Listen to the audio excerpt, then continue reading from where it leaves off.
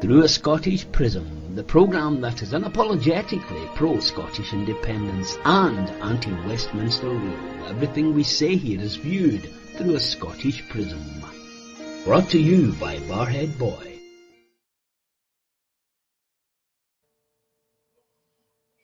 Hi folks, and welcome back to Through a Scottish Prism. I hope you and yours are well. Our parliaments may be closed, but our politicians and politics still continue. And that's why we're here, to discuss what's been going on this week, and there's plenty to keep my good colleagues and friends here full of comments and discussion. Where better to start, Lloyd, than your favourite politician, in fact. Nigel Farage plans to tear up the European Convention of Human Rights. And some people say that might actually speed up the demise of the Union. But I don't think people suddenly realise, too many people realise exactly what this would entail. I think that's true. And I have to say, I'm quite surprised that the Justice Minister or the First Minister or the Deputy First Minister haven't pointed out the fact that Nigel Farage can't tear up the ECHR for Scotland because it's enshrined in our law, and our law only applies in our country and is unique. It's only with the support of the Scottish Parliament that they could remove the European Convention of Human Rights from our legal system into the future.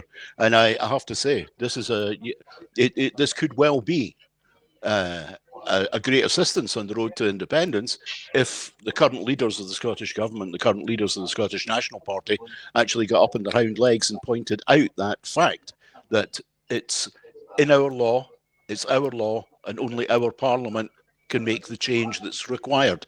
So it's a stick to beat the Unionists with, but whether or not John's going to pick up the stick and use it, we'll have to wait and see. But wouldn't that harm the Union? I think the most important thing about this, Roddy, is... Lloyd. I was being I know, but there was a thing that I omitted to say. One of the things over the years that we've had difficulty with is getting the legal fraternity, the entrenched senior members of the legal fraternity and parts of the legal academia to actually come on in behind Robert Black's analysis of the constitutional position, and indeed at any time when there is a vague belief that the Scots law is under attack from the outside, they tend to come together and fight it. So that makes it a better thing. What do you think, Alan? I mean, will it hasten the end of the Union, or will it just sow more discord and people will fall in line? I think it will hasten the end of the Union, just when people actually realise what the European Convention on Human Rights actually is.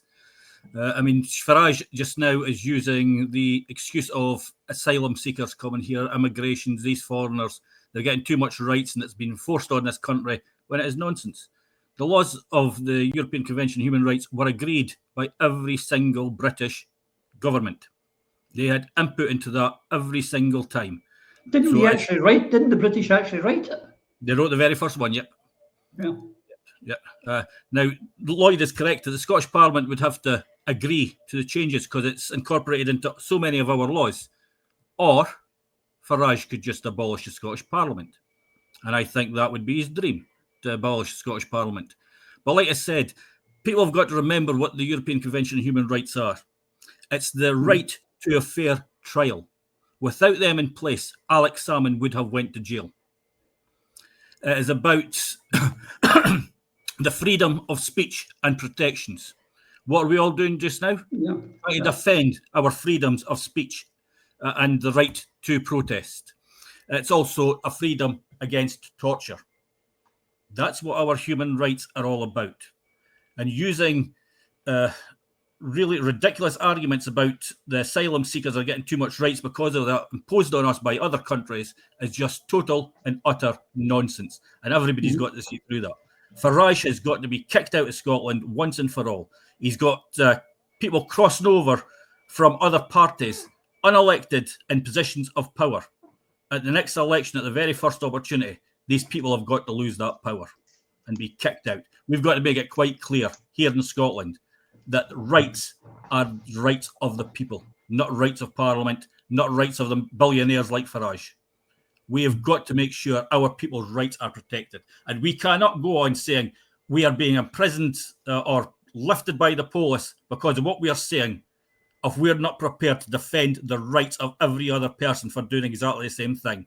Freedom of speech is one of the most important freedoms we have at this present time.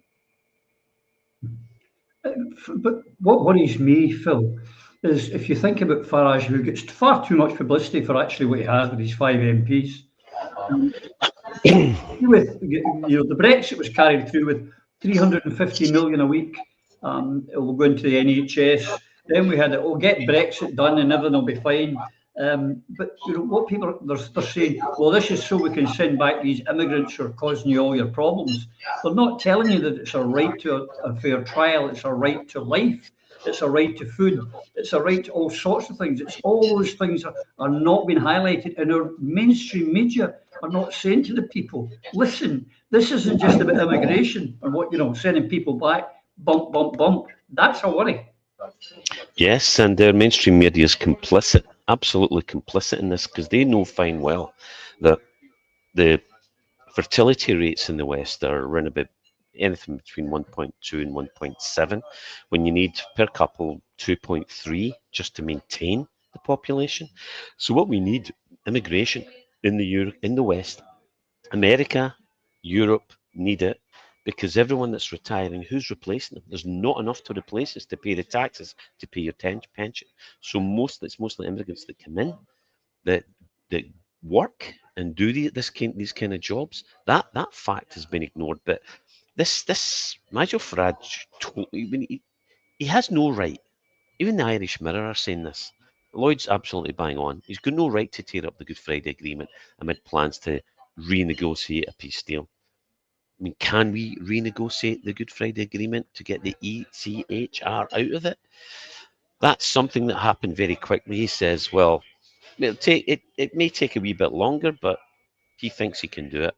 He doesn't have the right. And even the SDLP leader, Claire Hanna, has insisted this. However, surprise, surprise, DUP MP Sammy Wilson. If ever there was somebody that deserved to put a gimp suit on, it was Sammy Wilson. Has backed the Reform UK leaders' plans to renegotiate the peace deal. So it removes reference to the European Convention of Human Rights should his party come to power. As we've said, he can.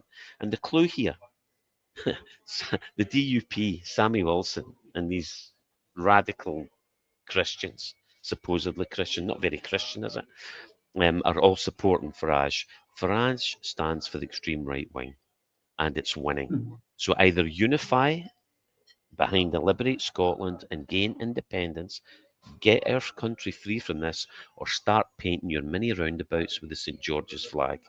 And finally, freedom of speech is under attack across the West, and especially the US and Europe and the UK. And as we know all too well, freedom of speech is the right with which we protect all other rights. Yeah. On that, a couple of things on that, Eva, and we'll get your legal opinion on it as well, as Lloyd has alluded to. But Phil's there talking about, we need immigration and whatnot, but there's, and the people are wanting the people sent back to their countries are complaining. Maybe if we stop bombing these countries and creating refugees, maybe if we stop bombing their factories and their places of work and their farms, they wouldn't need to leave. But that's one. But why don't they, instead of hoarding all their money offshore, incentivize families to have more children? Make it, your tax codes get fixed or something or others, as they do in Russia, they pay you for extra children. But that's the problem. If you remove the European Convention of Human Rights, we'll have no rights about anything. But I think that's the issue that Farage and others around him want you to ignore and be ignorant of. All the sensible journalists that have been writing about this in the past few days have pointed out that withdrawing from ECHR has far wider implications for those who currently live in the UK than those who are trying to come here, especially as has been alluded to by Phil in respect of the Good Friday Agreement. But Farage isn't stopping there, because what he said is he specifically called for repealing the Human Rights Act 1998, permanent withdrawal of the UK from the European Convention on Human Rights, which Lloyd has obviously said in respect to Scotland that's likely not possible without the consent of the Scottish Parliament. But in addition to that, he wants to disapply the 1951 Refugee Convention, the UN Convention Against Torture, and the Council of Europe Convention against Trafficking. So there are horrific implications for all of this that people, quite frankly, don't completely understand, because Farage doesn't want you to, and because others who are reporting on it don't want you to know the truth, the whole truth, and nothing but the truth either. So if you just Google the European Court of Human Rights, you'll find that there have been more than 300 judgments of that court against the United Kingdom in the course of the last 40 odd years. So it shows you that there are very serious human rights issues in the UK that need to be considered. Some of the cases that have gone there have been about the right to family life. They've been about disabled rights. There were cases there in respect of the Hillsborough disaster and similar issues. It is very wide-reaching and the implications are massive. But again, it's Farage whipping people up, giving them part of a story, in essence, finding a whipping boy, finding something to hit the headlines with. And you have to look behind that, not only to see what his motivation is, but to see what the detail is, because that's where the devil always is. Mm-hmm. It's very sad that it's come to this, that we're talking about human rights in a time, in a century when we should be talking in terms of how do we bring peace back to the world? How do we enforce human rights? How do we make sure that people are free from torture? How do we ensure that all civilized countries have proper policies on looking after refugees and asylum seekers in a fashion which is civilized, but also takes account of the needs and the resources of the people of the countries where they seek refuge and why they do it? And I know we'll come on to this later, but we're going to be talking about Tony Blair. And it's really, for me, absolute anathema that we still these days have extremists like Tony Blair and Nigel Farage hitting the headlines. You know, where are the peacemakers? Where are the humanitarians? They're very thin on the ground. And it's when brave people are silenced or feel that they are going to be silenced that you have the kind of terror that is instilled in people because they don't want to speak up, because they don't know if they're going to be next. And that is the biggest difficulty here, that Farage is making it pretty plain that he is not only far right, he is also prepared to use any tool in the box to get what he wants. And it's not going to be policies that people respect and agree with for the right reasons that are going to get him publicity and perhaps get him and his party votes. It's going to be the nasty, not just far right, but the pretty twisted, nonsensical, anti-humanitarian policies that take us backwards when we should be progressing in the world and looking at how to make the world a better place, as opposed to being isolationist little Brits. Absolutely. I mean, Farage himself, who was, terrible European, blah, blah, blah, he immediately bought himself a house in France and you've got a French or a German passport. And I read somewhere, I don't know the numbers, Lloyd, but there's something like 350 of the MPs at Westminster who told us, Brexit must get done. They've all got Irish bloody passports.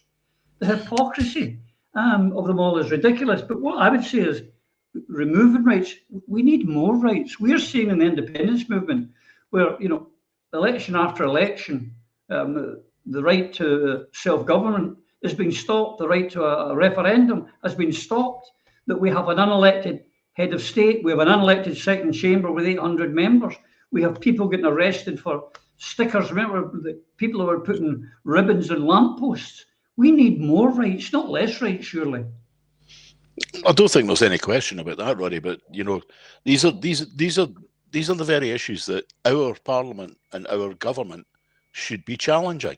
I mean, in some ways, we fall into the trap as well, because we spend a lot of time talking about Farage and the Reform Party because nobody else is challenging them from within our political area. And I think the likelihood of Farage becoming the next Prime Minister of Britain at the next election is unlikely. I think he will influence whoever does become the Prime Minister by this chipping away at positive policy the promotion of negative policy, which is everything that he does on a daily basis. But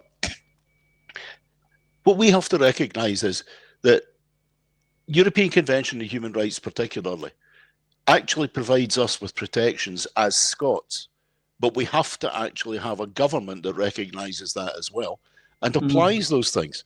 You know, every time that the Scottish National Party say that we would have a referendum, but it will be, as John said, John Swinney, the First Minister, said just the other week, that a positive vote for the SNP at the next Scottish Parliament election will be a democratic mandate for another referendum.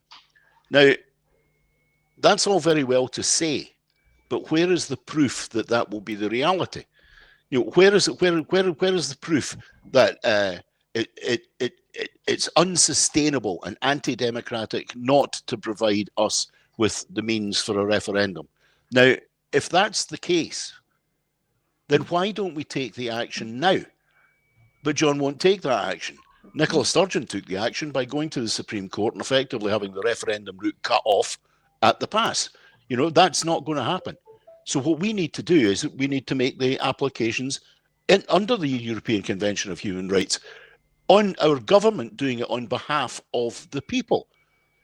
The right that we do have to choose our own future. All of these things are avenues like the United Nations as well. These are avenues that we could be making use of. But instead of making use of them, we have silence effectively from our leading politicians. And that in itself leaves us in the situation that we're in as a subdivision of the United Kingdom of Great Britain and Ireland, and with an unelected king, an unelected head of state, and effectively our lives and the lives of our children controlled by the whims of the City of London and the Financial Times Index. Now, all of these things can be challenged, but you actually need people who want to do it. And at the moment, we don't have people who are prepared to use, Eva's phrase, all the tools in the box that are actually there to give us the possibility of moving forward. Yeah. I mean, we live in a feudal system, in my opinion. It's feudal. It's not really, it's a kid-on democracy. And as far as I'm concerned, you know, people talk about the left and the right. We've got the Liberals who to me are of the right. We've got the Tories who are far right. We have got Labour who are now extreme right. And we've got Nigel and the Z Kyles. That's where we're at. And here's the thing, Alan, and this is another reason, is that if the Unionists, as Lloyd and Eva alluded to, the Scottish Parliament's got to agree to the European Convention of Human Rights being scrapped. But if it's a Unionist majority, they will do what Mother England tells them from Westminster. All the more reason why we must ensure there is not a Unionist majority in May 26. Yeah, I mean, it's very important, regardless of which Unionist party you vote for, whether it's the Workers' Party of Great Britain, the wording's in the name, Corbyn's party, or any other party. If they are based in London, then they are a Unionist party. And if they get in power, we're screwed, well and truly. And one of the biggest problems that we've got with the current Scottish Parliament, though, is that they agree to so many rights, then don't implement them. I mean, when they bring in laws, they give us more rights, such as the Carers Act, but they don't put the finances in to actually enact the Carers Act, so the carers are not getting their legal rights for that. I've got a number of cases right throughout Scotland just now with school transport. Children have the right to transport to and from school because of dangers on the routes or disabilities, and councils are removing those rights, knowing fine that the parents and the normal person doesn't have the money to challenge them through the courts, because that's what you have to do. It costs money, and you've not got the ability to do that. So rights are a lot of times headlines, because there's no way of you enforcing those rights. And that's where this country has to look at a written constitution. Absolutely. Where we have a written constitution which the rights are out with the reach of politicians. It should only be able to be changed by the people. And it has to be different from the American one, where we see Trump just ignoring it. We have to have a system in place that if you ignore the constitution, then regardless of who you are, what position you hold in this country, you will be charged for that. And the power comes back into the hands of the people. Because only when the people hold the rights can they be enforced. Absolutely right. But that's the thing, because I agree with Alan, Phil. They're all this, they're all buttocks of the same bum, as far as I'm concerned. Anything that's registered south of the border, and it was showed wonderfully well this week in Scotland, where we had, for starters, we had Graham Simpson defecting, a Tory defecting into the Reform Party. We then had this lady here. She's a former Scottish Labour and Tory candidate, Fatin Hamid. She joined in, left to go and join them. And there was, of course, none other than Councillor Audrey, I've forgotten Audrey's second name, who also joined the Reform. They're all Brit Nat parties, Phil.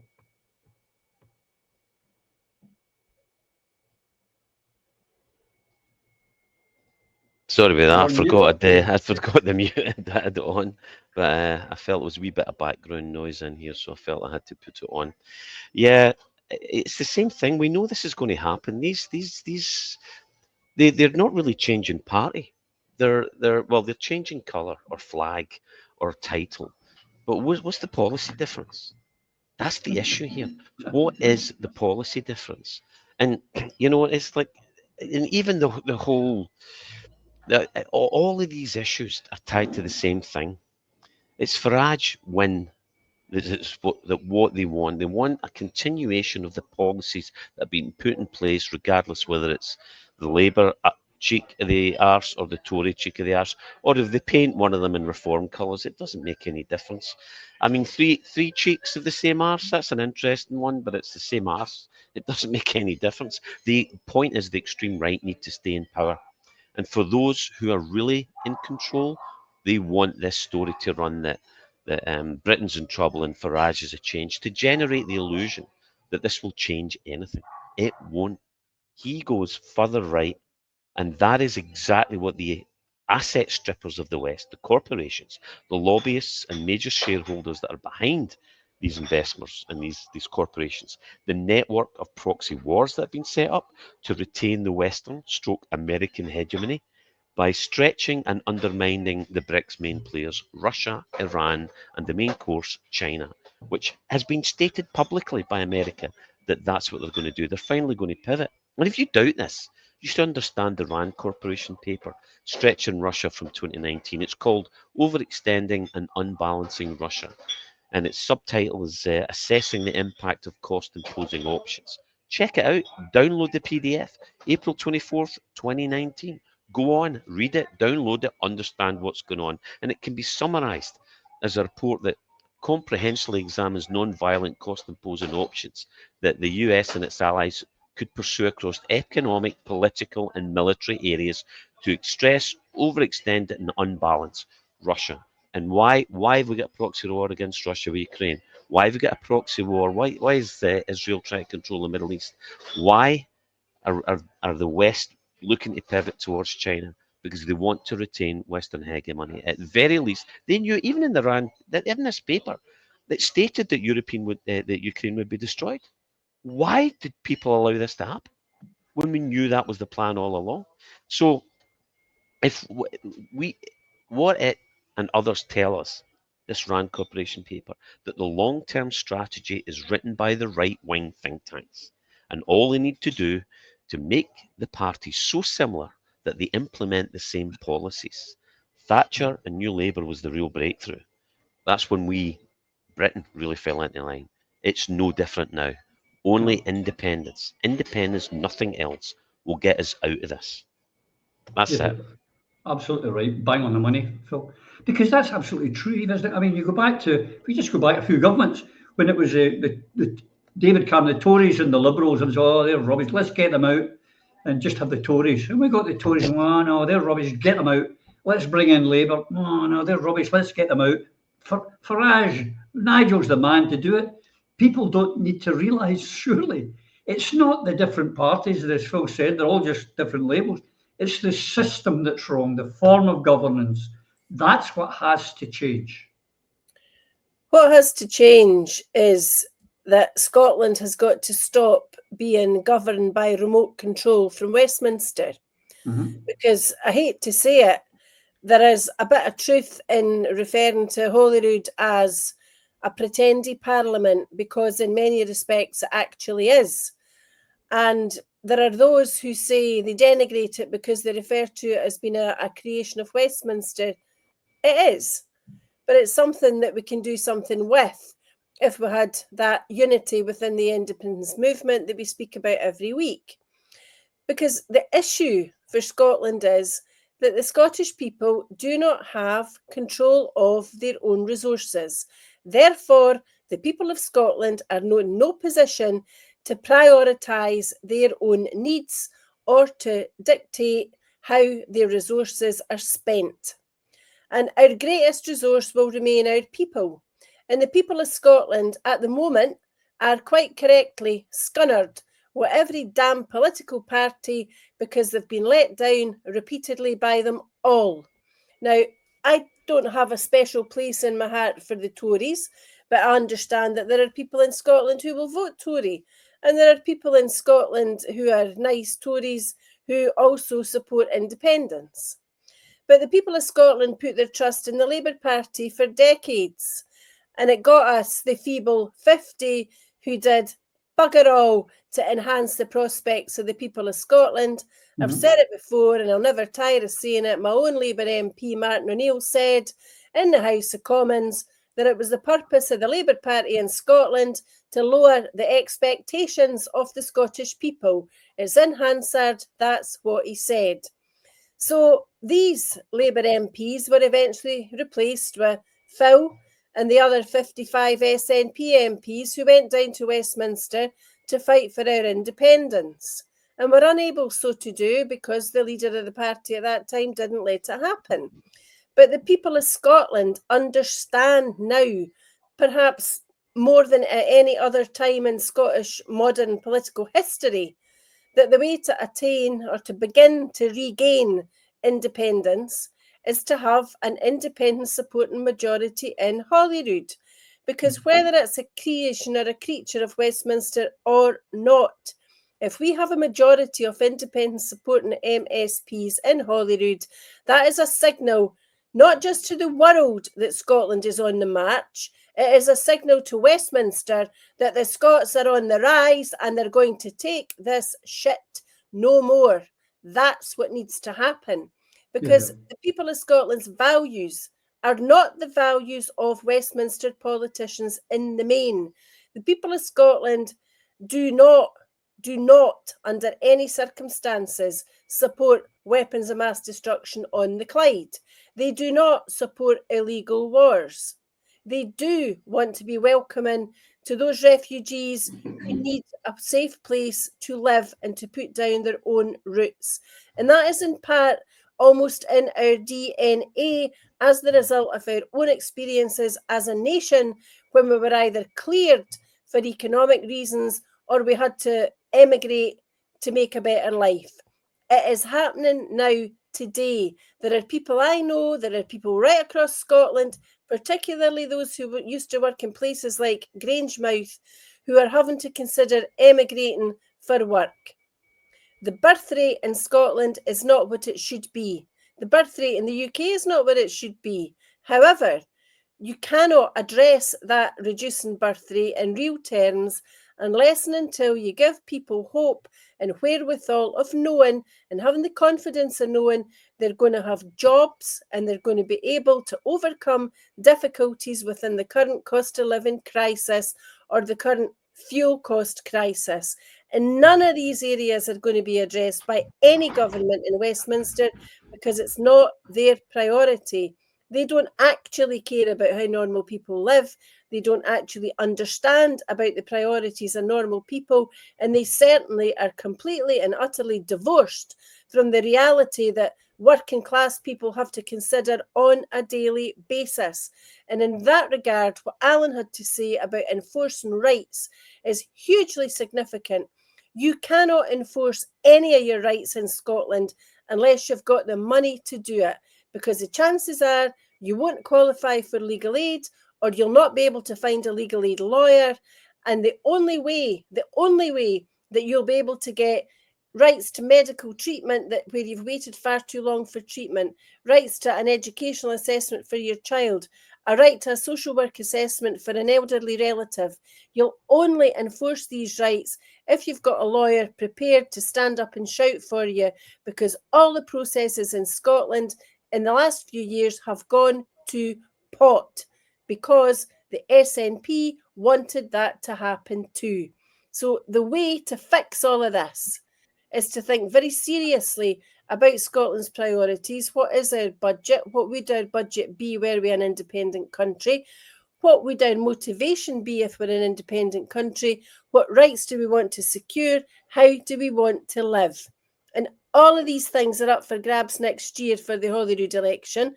And it is high time that the people of Scotland got the politicians that they deserve, who prioritise their needs and interests, and not illegal wars, not short mantras which are pretty wicked about, send back the boat people, keep the boats out, stop the boats.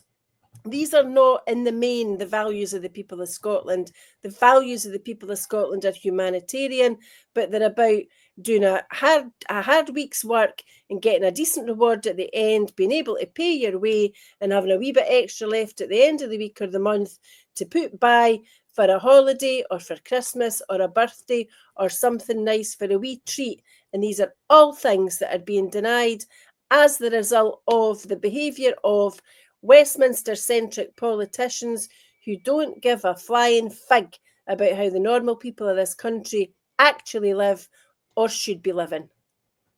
Well said. And the other one I remember was Jimmy Hood, the MP for Clyde Valley or something. He said something, even if independence was the greatest thing going, even if it meant everyone in Scotland would be better off, I'd still vote against it. That was your Scottish Labour MP. Disgraceful stuff there, Lloyd, disgraceful. But the other one is this week, your party, the party of Zara Sultana and Jeremy Corbyn, have said that they want to see the party will be absolutely autonomous in Scotland. There will be no interference from England. They will stand on their own 2 feet. Now, if you believe that, Lloyd, I've got a lovely bridge I would like to sell you. Not another one, surely. I don't know what's happening with this. Jeremy Corbyn has stated on many occasions, he's another one of these kind of Democrats. He believes in democracy, but he doesn't believe in the democracy of Scotland being an independent country. I don't think that there will be huge traction for your party, if that's what it's going to be called. I can't imagine who it is that's going to be the autonomous leadership in Scotland. There doesn't seem to be anybody racing from the Labour Party in Scotland to go and join your party. I think in real terms, if George Galloway's party actually begins to take off, I think they will have traction, because George was an MP for Glasgow for 8-9 years nearly, and he has a considerably more combative style than Jeremy Corbyn, and probably has a higher profile in Scotland than Corbyn has. I mean, the chitter chatter I've heard is people think it's a good thing that there's going to be a Jeremy Corbyn party, but I think you have to link it back to what you were talking about earlier with those who have been defecting to reform.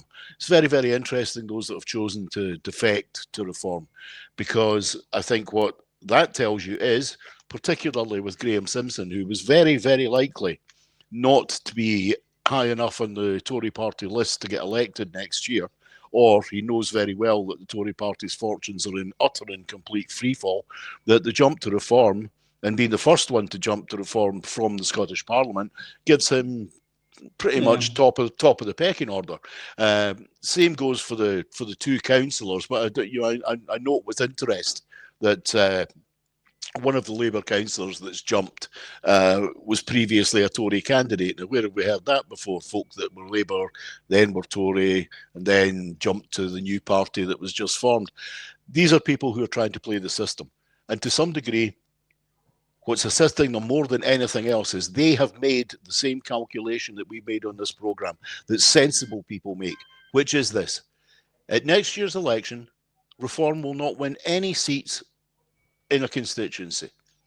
Jeremy Corbyn's party will not win any seats on the constituency. George Galloway will not win any seats on the constituency.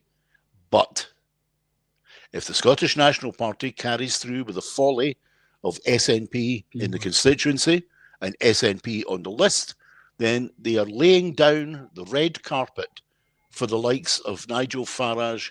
Well, not Nigel Farage himself, because he won't be standing, but Graham Simpson and all these, Thomas Kerr, all these oddities who have gone from various different political organisations onto the reform bandwagon, because that's where they can make gains, because that's what the system was built for. And that's why the greatest folly of the Scottish National Party 25, 26 years after the formation of the Scottish Parliament, not to have realised that what we should have done, probably in 2003, I hold my hand up, I didn't say that that's what we should have done in 2003. There should be two parties or a large coalition in Scotland, one on the list and one in the constituency. And that way, at next year's election, we can become an independent country. Yes. If the SNP sticks to its current plan of vote SNP 1 and 2, then we're going to be looking at Graham Simpson returning to the Scottish Parliament, not as a Tory, but as a representative of the Reform Party. And that will be laid firmly, very firmly at the door of the folly of the Scottish National Party and its failed and flawed electoral policy. But he won't be the only one, Lloyd. It won't be just one Reform MSP if they do SNP 1-2. There'll be a whole crowd of them, and a whole crowd of Tories, and a whole crowd of Labour if they do SNP 1-2. Mm-hmm. Pick up the phone, John. Speak to the movement. Because there was someone on Friday of this week, a new grouping party, another one, has started a pro-Indie group, which the National write about. They won't write anything about the Liberate Scotland, but they're writing about this.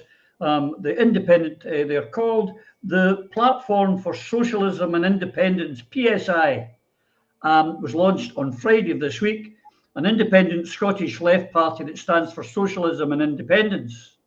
And they're going to affiliate themselves with this party. They're part of the Aberdeen Marxist Caucuses and the 21st Century and Scottish Greens. Have you heard of any of them, Alan? No. And nor will the vast majority of the Scottish people. And in 2026 of the standard elections, the vast majority of Scottish people still won't know who they are. Because they sound like one of these loony left parties that come up every now and then and just disappear into the moonlight when they find out they're not getting on the gravy train. It's just that they do this every now and then. They pop up. I mean, you'd be better stand under the lunatic party. But I mean, Corbyn saying that the Scottish arm of his party would be autonomous is a blatant lie, unless he's having two different parties registered with the Electoral Commission. Because when you register with the Electoral Commission, you can only register with one constitution. Yep. That constitution cannot claim that it does not control part of its membership and part of its party. And that's what he's technically saying. That would be illegal. So there is absolutely no chance of this. If they're registered in London, they're controlled by London. And that's for every single one of the unionist parties. But they're continuously trying. The Scottish Labour do it. They're not a Scottish Labour party. They're a British party, or actually an English Labour party. The Tory party, the Liberal Democrats. Not one of them is Scottish. They are all English parties, putting England first, taking Scotland's money first, and shafting Scotland first. That's really all it's all about. But it's just another branding for them. And I hope to God that the Scottish people will not be misled again, because we know we are not too wee. We know we are not too poor. But 2026 will definitely show us whether we are too stupid or not. Because this election is quite clear for every single person. If you vote SNP 1, SNP 2, we will remain part of this union. That is just a fact. If you vote independence on the constituency and independence on the list, we will be negotiating our independence by the end of 2026. That is just the way it's going to be. So let's just prove to the world that we are not too poor, we are not too wee, and we are not too stupid. Vote Liberate Scotland, at least on the list. Here, I would say to the PSI people, if you're genuine independentistas, then get in touch with Eva or Alan or Colette Walker or David McCutcheon at Sovereignty and join the coalition if you're serious players. It's the only way we do it if we unite completely. Phil, this autonomous party, it's going to make winning seats you could get in before in the list for 5 or 6%. You're probably going to need a higher percentage now to win a list seat with so many parties coming in. Yeah, but the thing is, they're unknown, almost completely unknown. And let's face it, most people who are playing other than the main players are coming from nothing, and it comes really down to what kind of leverage, what kind of impact can you have. Jeremy Corbyn is well liked. He's also aligned with Scottishness, other than one thing. He's socialist, but other than the fact that he's not for Scottish independence, he's for unification of Ireland, he's for freeing Gaza, all of the right sensible stuff that a decent socialist, caring human being who's anti-establishment generally would be, except this one. And because to know if he does that, he's effectively standing against those that took him down. When I met Jeremy a few times, spoke to him, very, very likable man. He was aligned, obviously very suspicious of the SNP, but he's a genuine, decent man.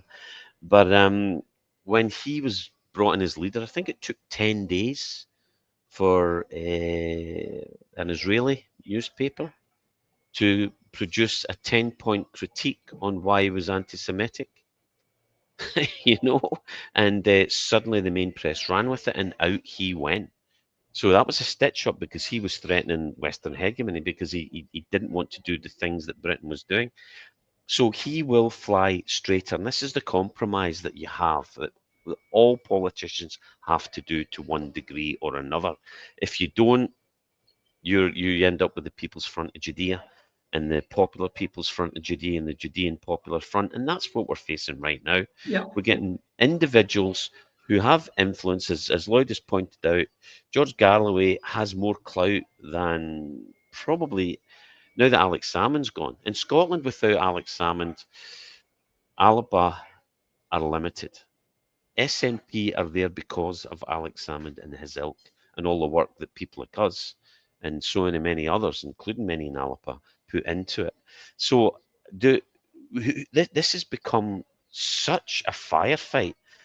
The screaming opportunity here is a smart politician who's driven, who really believes in Scottish independence, will unify the independence parties. Get them all together, sort it out. It can be done if you genuinely believe in independence. As Alex Salmond said, if it meant the destruction of the SNP after we won independence, I would not hesitate. I see nobody other than Liberate Scotland doing that right now. Mm-hmm. So my question is the same. It's not even a question. The sad thing is become a statement. John Swinney and the current leadership of the SNP are under control of of Britain, of the big council that they are, snouts in the trough, cannot be trusted, and will not form an independent Scottish government because they're just quite happy being the devolutionists they are. Yeah, here's the thing, Eva. I talked about it earlier. Go back in time, Scotland was a very Liberal Party country. And then it switched to the Tories for a while up until 1955, and it went full Labour for decades. And then this throwing out the Tories because they're not good, bring in Labour, they're not good, throw them out. And I worry, we notice that the turnouts at by-elections and elections is dropping all the time. The people are down. But you're going to get one faction saying, well, maybe give Nigel a shot, or the other ones, because Scotland's of the left, we are. well, Jeremy's a good guy and he's all those things that Phil said, except the one. So they might give him a try. But again, it's just going to end in disappointment if you trust any of the British parties. It's always doomed and guaranteed to end in disappointment because the needs of the majority will always outweigh the needs of the minority or the few. And the Scots are the few, like the Welsh are the few, like the Northern Irish are the few. That takes us back to where we started in relation to the ECHR. Farage's view relative to that took no account whatsoever. It drove a coach and horses through the Good Friday Agreement because the, in inverted commas, Celtic fringe doesn't matter to any Westminster party. They treat Scotland as a cash cow. They treat Northern Ireland as a political adjunct that they will not surrender for reasons that are far too detailed and complex to go into. And they treat Wales as a resource. What they do not do is afford the people of the devolved nations, in essence, real autonomy. Because if they did, we would have had that second independence referendum by now. I've lost count of the number of times that SNP First Ministers have asked for that.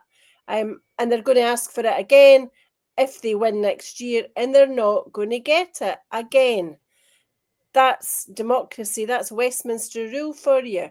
And it's why the people of Scotland and Wales, if there's a democratic desire for it, and the same with Northern Ireland if they want a unity poll, the people who believe in independence or in unity really need to get their acts together. And it's not a difficult thing to do. You need to have a bit of courage.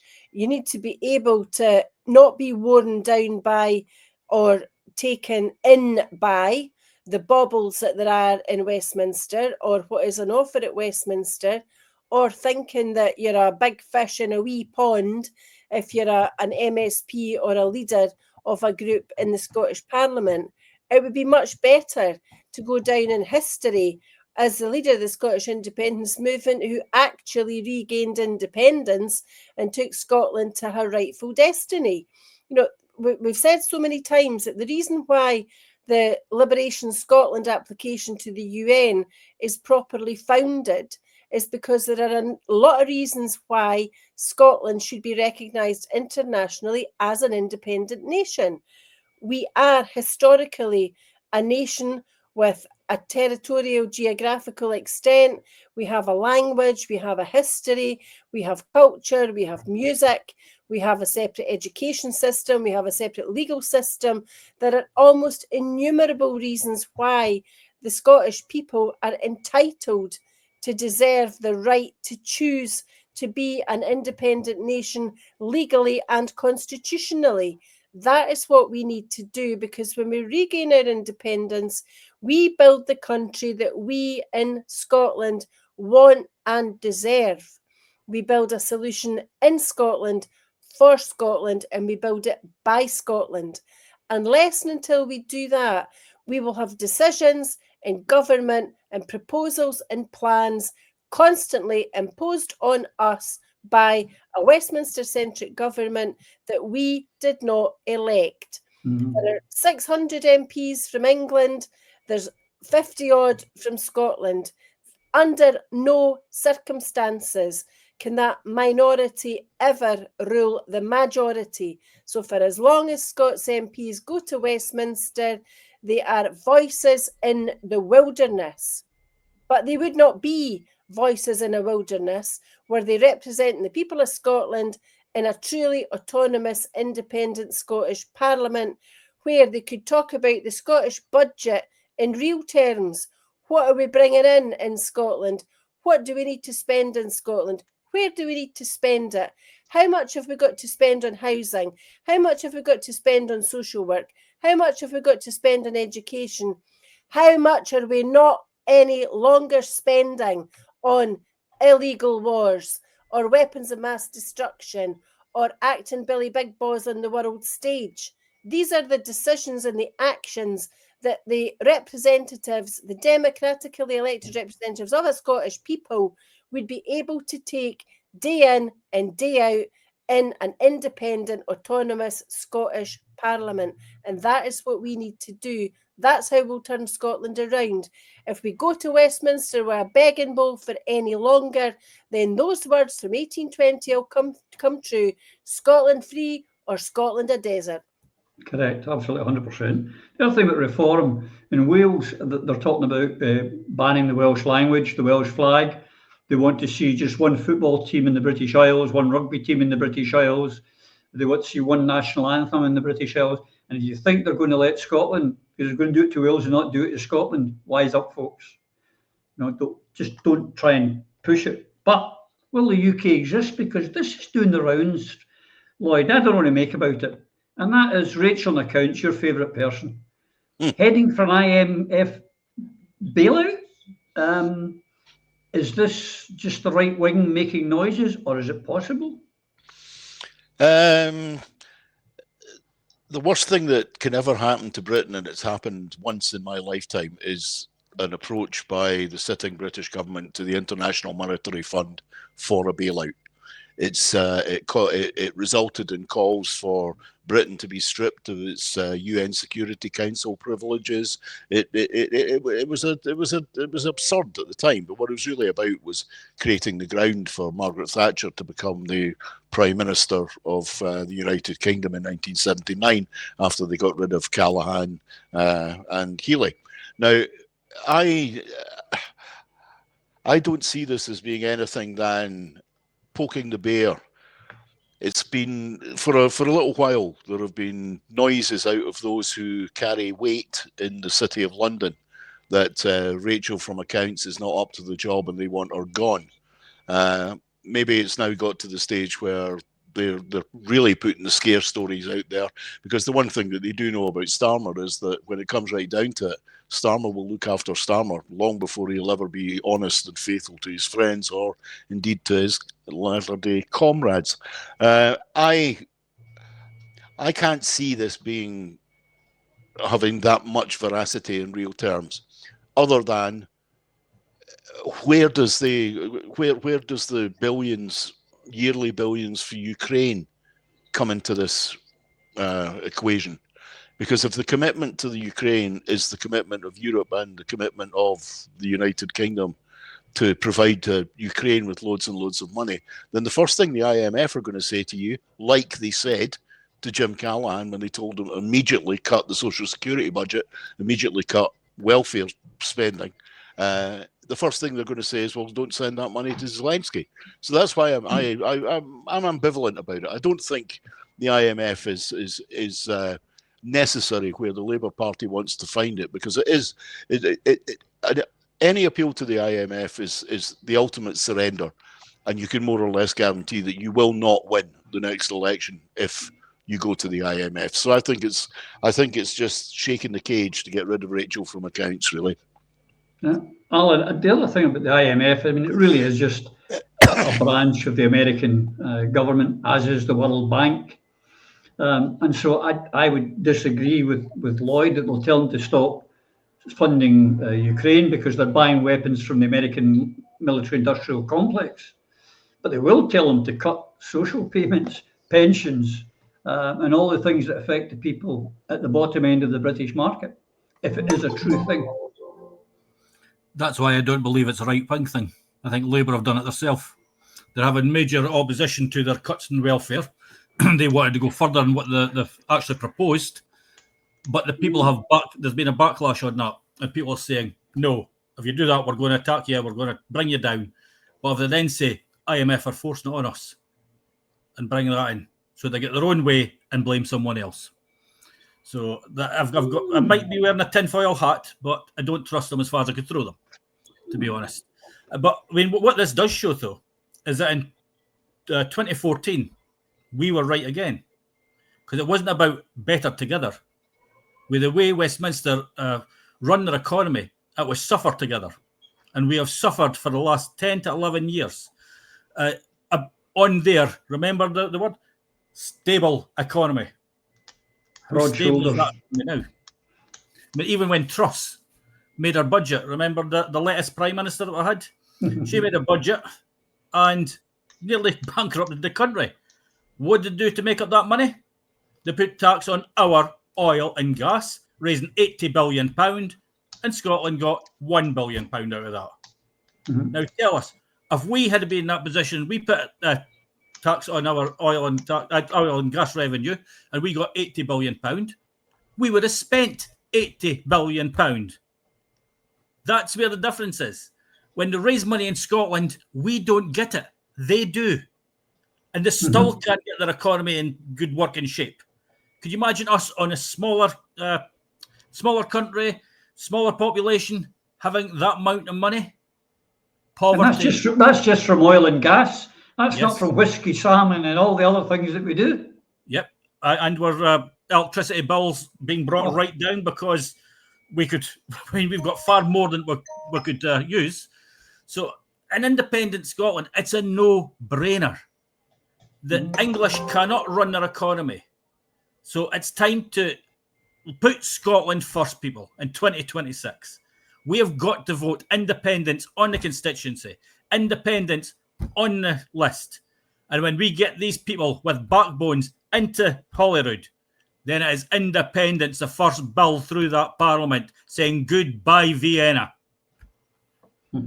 Indeed. Or goodbye London. Phil, IMF, do we think it's a possibility, or do we think it's I liked Alan's. It could be the Labour doing it by themselves. I personally thought it was maybe the right wing doing it to try and, attack the Labour movement. They want to prepare the ground for Farage to come in. Yeah, it's hard to say. Probably a bit of both, because normally when such things are stated, there's a huge uproar from the government saying, "Oh, it's nonsense. I didn't see that. I didn't hear it." Wasn't a word. So I think Lloyd and Alan have good points. The IMF bailout in '76 was a disaster under Dennis Healy. For me, what I believe this is a takedown of Rachel from accounts. I agree with the guys, so they can get someone more right-wing in place. In the IMF crisis of '76, 6th of October, there was an article written quite not that long ago. But in '76, it was minority Labour government, Callaghan's government, forced to borrow just under £4 billion from the IMF to stabilise the value of the pound. Now, we're seeing the dollar crashing, the pound will follow, the euro will follow, as Western hegemony falls apart, as we've deindustrialised and as energies went through the roof, deliberately, incidentally. This is not by happen chance. The loan was also accompanied with conditions to cut public spending. There's the magic formula, because that's what the IMF do, and raise interest rates. Now, it's a marked symbolic break with the post-war economic consensus that was a reflection of persistent problems in the post-war UK economy. And I'm quoting again from a guy called Tej van Pettinger, who did a very good article on this. But the fundamental weaknesses remained with high inflation, and if you remember the expression, a winter of discontent, 78, 79, unstable. So what it is, and a final play, I believe what it is a final play before the total meltdown of the UK economy, to allow complete asset stripping of all social services, all assets, cutting privatisation of the NHS, and it's privatisation on steroids. That's what it is. All service will be further slashed and destroyed. That's the target. More for the rich and screw everybody else. That's where we're headed, and Farage is part of it. Yep. The one thing that's come across, in the Ukraine war and the sanctions which have affected, boomerang sanctions which have affected Europe and the West more than it's affected the people it was meant to affect. Same with the ones on the sanctions on Iran. They just don't work. But I've noticed we've mentioned him, we name drop him a lot, Colonel Douglas Macgregor today put out a tweet saying, China has now sold or allowed to mature a total of $324 billion in US securities since February 2023. There is a tsunami coming, Eva, a huge financial tsunami, and people are oblivious to it because our media do not inform. The media don't inform, and Westminster government doesn't inform, and actually neither does the Scottish government. But this issue about the IMF boils down to Westminster not being able to balance the books. And again, it's a question of priorities. And you look at the disasters that have happened over the course of the past few years in the UK, after we were promised in 2014 that we would benefit from the warm and folding embrace of the benevolent British Union, and consider the impact of Brexit. Now, these figures are not up to date and they're not particularly accurate, but if you look at the cost of Brexit, there is a view that Brexit's cost the UK economy in excess of £100 billion per annum. There is an estimate that the UK has committed up to £22 billion for Ukraine, £13 billion in military support, £5.5 billion in non-military support, blah, blah, blah. So what you've got is Scotland didn't vote for Brexit, but Scotland's paying the price. Scotland would benefit from membership of EFTA. It's not on the tip of anybody's tongue that we even begin to consider that. And there is nobody at Westminster talking about us going back into the Union.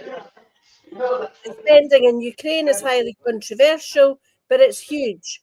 And when we're spending money in Ukraine and when we're losing money as the result of Brexit, the impact is hitting everybody, but it's hitting the poorest the hardest.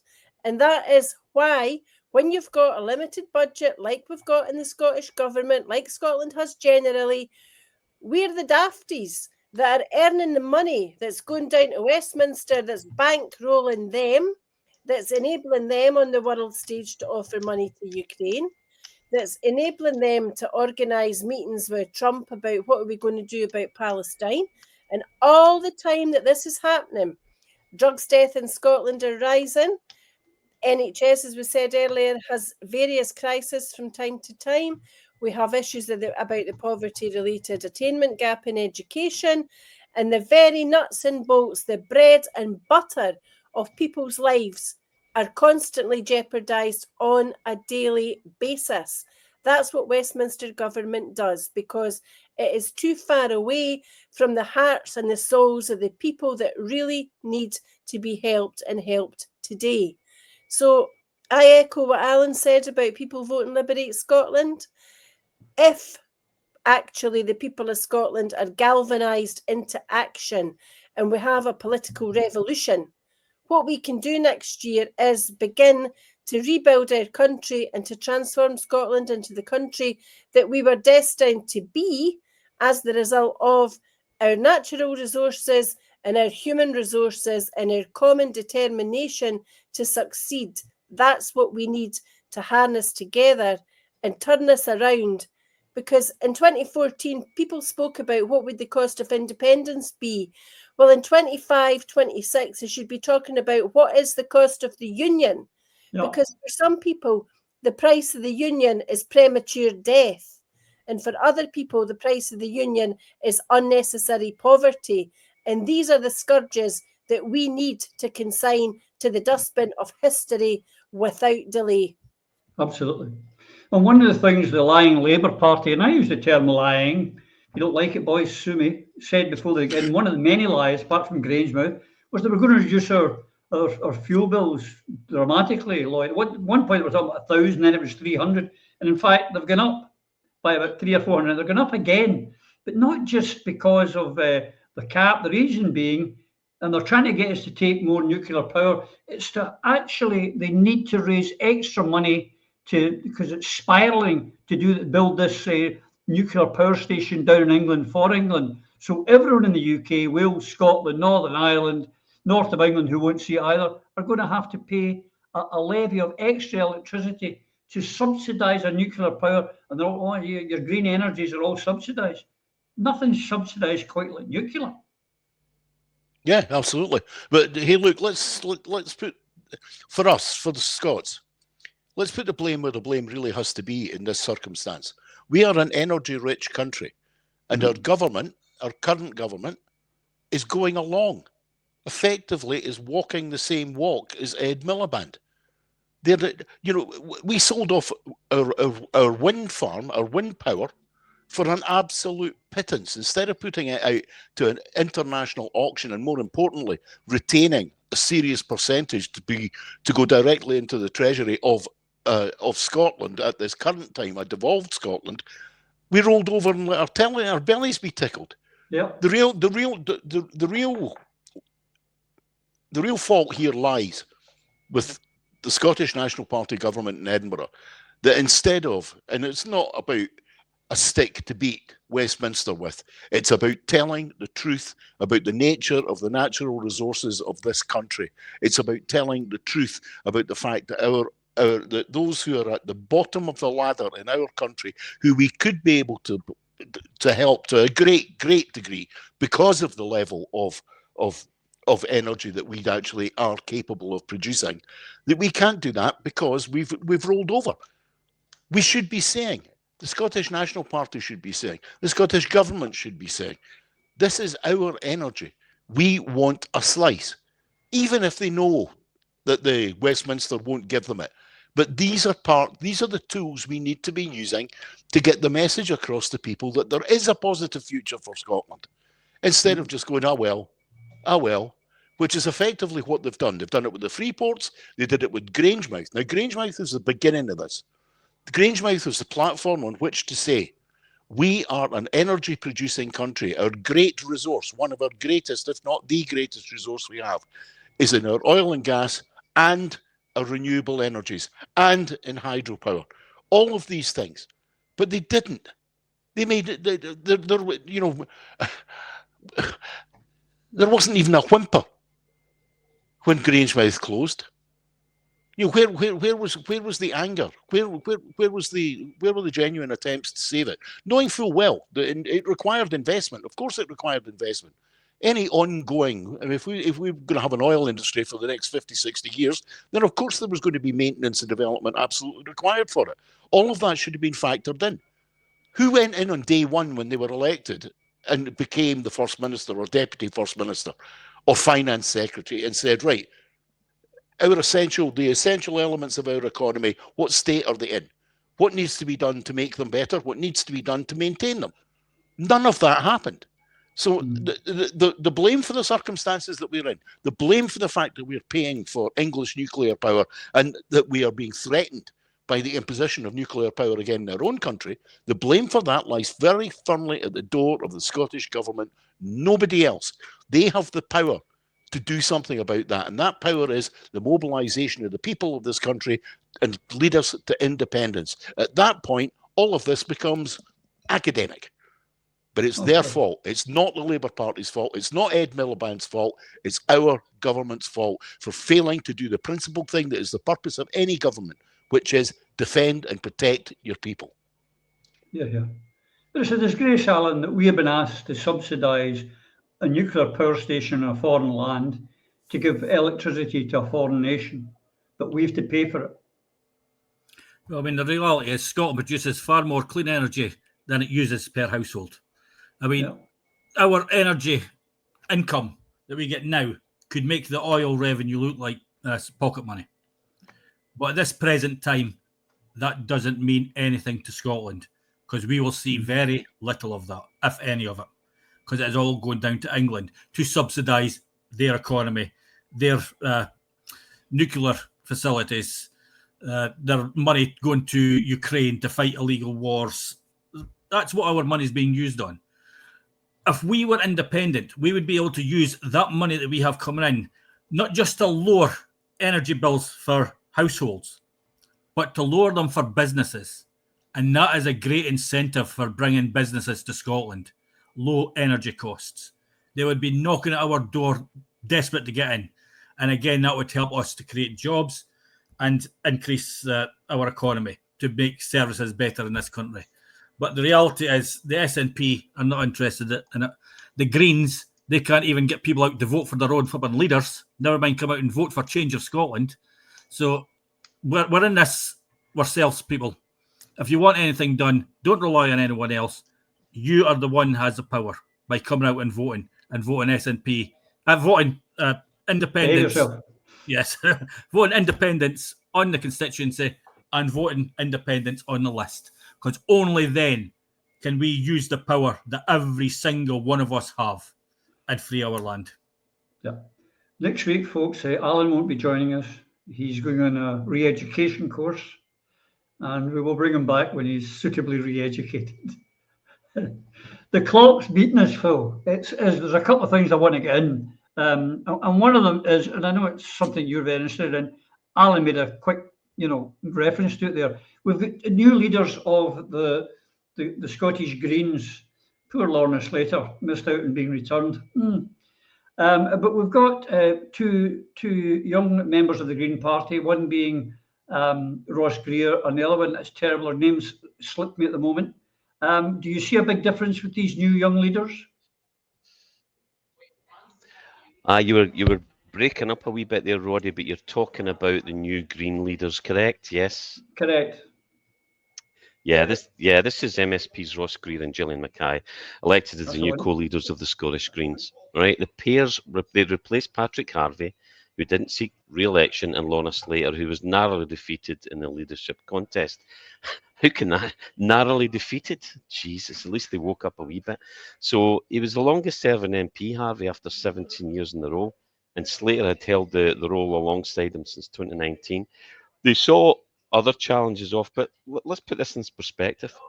This contest was decided on a ballot of 950 Scottish Green members with a turnout rate of 12.5%. That's 118.75 people. And these clowns get to be ministers if John Swinney gets his way.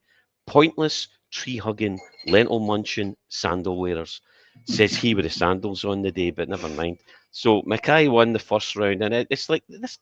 Ross is 31, and don't get me wrong, he's the youngest leader of a party in Holyrood since the devolved parliament was set up in '99. Fair play to him, but leader of what? What, the party of underwater basket weavers? Pointless waste of space. And the reality is, I liked Ross. I worked with him in the independence movement, and as we worked up to the Yes movement, and he was great there, and good luck to the young man, But really, what is the point? And Mackay's 33, so she's the old heat, as you would say. Waste of time. I don't even know why we're talking about them, to be honest. Well, I would just like to say here now, if Ross and Gillian are part of our audience, if you'd like to go into PRISM, I'd be delighted to hear your plans for the Green Party, your plans for independence. It would be a pleasure to give you a platform. Do get in touch. I will invite you. I'll officially invite you. You're welcome to come along, and I would like our viewers to hear what you've got to say going forward.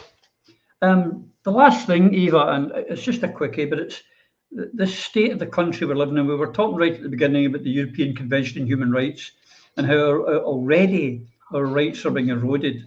I mean, just, if you put on a T-shirt that says I support Plasticine, and you can get arrested. But what was terrible, one of our top playwrights, Paul Laverty, was arrested for wearing the T-shirt you see in front of you, Palestine Action. Arrested for wearing a T-shirt. These are the same people who tell us about, North Korea and Russia and Iran and China. You're getting arrested for wearing a T-shirt in Scotland now, Eva. And something that we said that has not been passed by Scottish law. Well, his T-shirt didn't actually say Palestine Action, which is the name of the prescribed group. It said, if I can get this correct, it said, Genocide in Palestine, time to take action. Right. So he didn't actually fall foul of the law under which he was arrested. And it's come to a very pretty pass when somebody that can write, I, Daniel Blake, or The Wind That Shakes the Barley, gets lifted for wearing a T-shirt. In Scotland, a country which I would like to think was world renowned for democracy, for free speech, for decency, for reasonableness, for all the reasons going, back down through all the days of people who promoted and believed in not just independence constitutionally, but in terms of independent right to express yourself and explain what it was that you stood up for, and particularly to stand up for the downtrodden, and at a time of a genocide, to wear a T-shirt that does not say what you're accused of it saying, that does not break the law, and to be lifted for it, just makes me wonder what the police was it Edinburgh that lifted him? What were they thinking about? What was their motivation? What is it about the Edinburgh police that encourages them to lift folk that have not, in fact, broken the law? So I wait with bated breath to see what the developments are for this man. But I do take my hat off to him for having the courage of his convictions and saying and doing what he did in public, because his speech after he was released is well worth listening to. Absolutely. I'll just leave you with this, folks. We've come to the end. But there was Joan of the ISP, one of the part of the Liberation Coalition, come out with a great phrase, and I want you to remember it, which is the people in Liberate Scotland are in this for outcomes, not incomes. And I think it's the best thing that we've come up with up to now. Outcomes, not incomes. Until we see you again, you and yours, take care. Through a Scottish Prism, the programme that is unapologetically pro-Scottish independence and anti-Westminster rule. Everything we say here is viewed through a Scottish prism. Brought to you by Barhead Boy.